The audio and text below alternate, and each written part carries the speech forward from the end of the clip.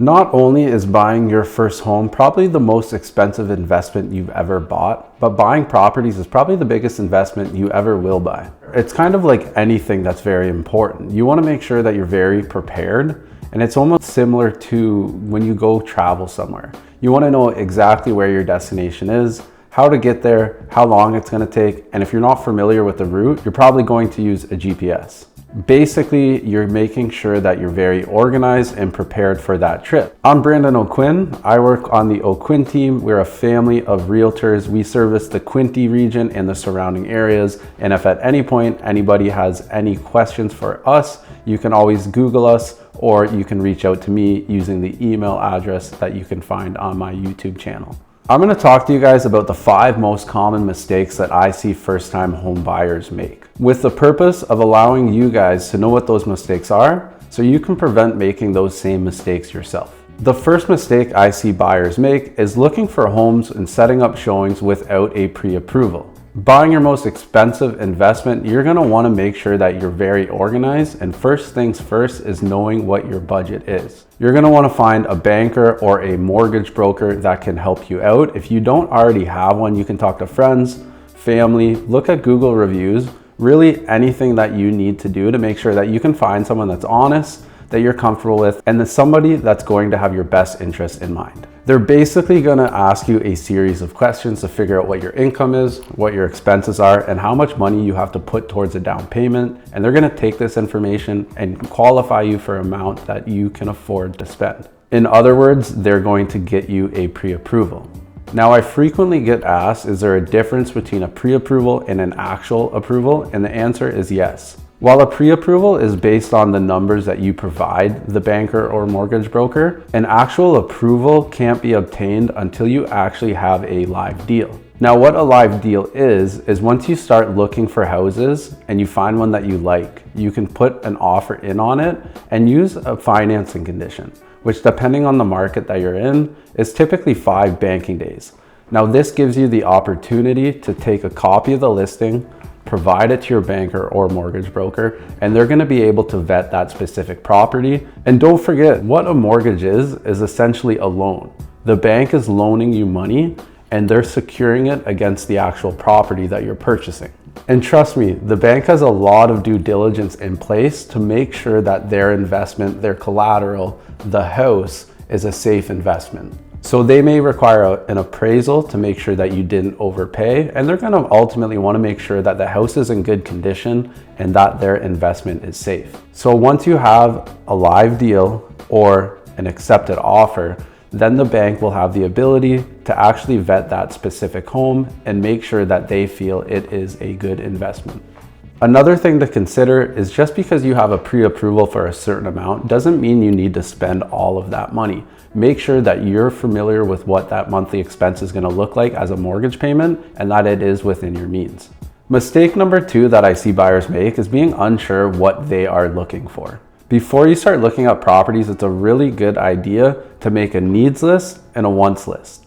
A needs list is basically all the things that you absolutely need in a home, and the wants list are all the things that aren't showstoppers if you can't find a home with these, but things that you would ultimately like to have. Now on this list, it could be thinking about buying a property that's in town versus out of town. If you're okay to be in town, do you want a detached home? Are you okay with a townhouse or a semi-detached? Do you want a garage? Would you like a house that has a fence in case maybe you have a dog? How many bedrooms? How many bathrooms? These are all really good things to think about before you actually start looking, because it's going to make your life easier and it's really going to narrow it down. Now, we've all been to restaurants before that have menus that are 10 pages, and it makes it much more difficult to know what you're going to order. And then once you do order, you're going to second guess yourself and think, did I get the right thing? Also, you want to make sure that you're being realistic. If you have a budget of, let's say, $500,000 in the Quinte region, and you say, hey, I want to get 9-foot ceilings, quartz countertops, a covered deck, a glass and tiled shower, you may have a champagne taste on a bare budget.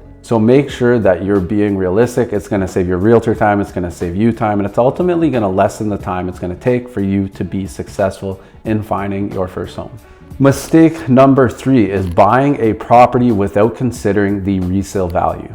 Now, resale value is really important, but at the same time, you never want to buy a property with amazing resale value, but no quality of life. but you also don't want to buy a property where you have great quality of life, but you'll never be able to sell it. So it's a matter of finding the balance between these two things. You also want to appeal to a broad market on resale. So it's good to appeal to single people, young couples, families, and retirees. One part of finding a property with really good resale value is a good location. That may be close to schools, close to amenities, close to transportation routes. Some things to be wary of are properties that are near low-income rentals, commercial buildings, or on very busy roads. Now remember that buying your first home probably isn't going to be your forever home, so buy something that you like, but something that's going to be in a good location, a good floor plan. It's going to be somewhere that you're going to be safe, but somewhere that's ultimately going to allow you to build equity and give you the opportunity to trade up in a few years to something that is more suited to your needs. Mistake number 4, I see people forget about the closing costs. Not only do you need money for the down payment, but you also need money on closing for lawyer fees and land transfer tax. As a first-time home buyer, I see this anywhere in the range of 1% of the purchase price to 1.5%, but I always recommend using 1.5% to be conservative. The reason it's only 1.5% is because you qualify for a land transfer tax rebate as part of the first-time home buyer plan, which is a maximum of $4,000. You're also able to withdraw money from your RRSPs, and I've provided links in the description for you guys to check out land transfer tax calculation and what is involved with the first-time homebuyer plan. Mistake number 5, I see buyers get analysis paralysis. Although it's very important to think things through, you don't want to use overthinking as a means of avoiding action. Now, my first tip in order to avoid analysis paralysis is rating homes between 1 to 10 after you finish a showing and communicating this with your realtor. Now remember though, you can't pick a 7 because a 7 is the safety zone. So if a house is a 6 or below, you can even talk about what that home would need in order to get it up to a 10. And if that home is rated an 8, a 9, or a 10 out of 10, then maybe it's time to submit an offer. And again, I want to stress that it's really important to share your needs, your wants, and how you rate a home to your realtor, what you like, what you don't like, because ultimately you guys are a team. And the better communication you have, the better chance that you're going to be successful finding something that is going to be good for you. Now, something that I find really interesting is a stat that I saw recently that basically says that buyers make decisions with 15% rationale and the remaining 85% between emotion, feeling, and intuition. Now, I don't know where this stat came from, but it's pretty cool because oftentimes in life, we need to use our gut feeling. And if we overanalyze things and we talk to too many people, we'll get too many opinions and we'll sometimes talk ourselves out of making any decision. And I also want to throw in a bonus tip, and that is that whenever you're ready to make an offer, it's always really good to look at the most recent comparable sales, comparing apples to apples, so bungalows to bungalows, 2 stories to 2 stories, side splits to side splits, and so on. So that way you can look at how the house you like compares to them, how it's better, how it's worse, and ultimately what that house is worth to you.